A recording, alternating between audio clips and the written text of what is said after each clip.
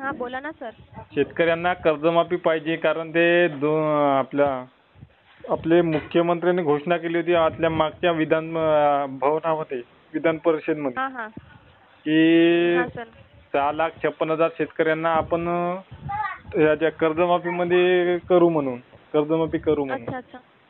पण त्याच्यानंतर काहीच त्याच्यावर पाऊल उचलण्यात आले नाही. त्यामुळे आता शेतकरी ज्याचं कर्ज थकीत आहे ते आता संभ्रमात आहे ना, होईल किंवा नाही होईल याच्यात काहीच ना त्यांचं. अच्छा अच्छा. बरं सर. त्याच्यानंतर पीक विमा आहे. पीक विम्याच्या घोषणा झाल्या पण काही त्याचा अद्यापपर्यंत शेतकऱ्यांना पीक विमा मिळाला नाही.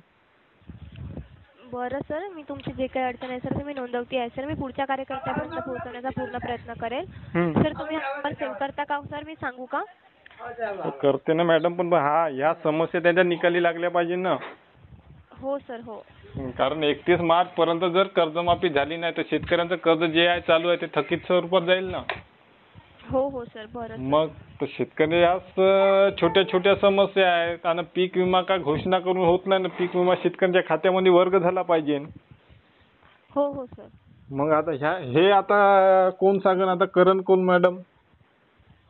सर मी तुमची जे काही अडचण आहे सर ते मी नोंदवत आहे सर. मी पुढच्या कार्यकर्त्यापर्यंत पोहोचवण्याचा प्रयत्न करेल सर. तुम्ही हा नंबर सेव्ह करता का सर? करू मॅडम, ते नंबर सेव्ह होईल पण हे मार्गी लागलं पाहिजे. पहिलं शेतकऱ्यांचं मन जे आहे ते जर मार्गी नाही लागलं, आता काय 31 मार्च पर्यंत जर शेतकऱ्यांचं कर्ज तर कुठं नोटीस काही शेतकऱ्यांचं जे थकीत आहे त्यांना नोटिसा पण येत आहे. बँकवाले म्हणताय का तुम्ही कर्ज भरा.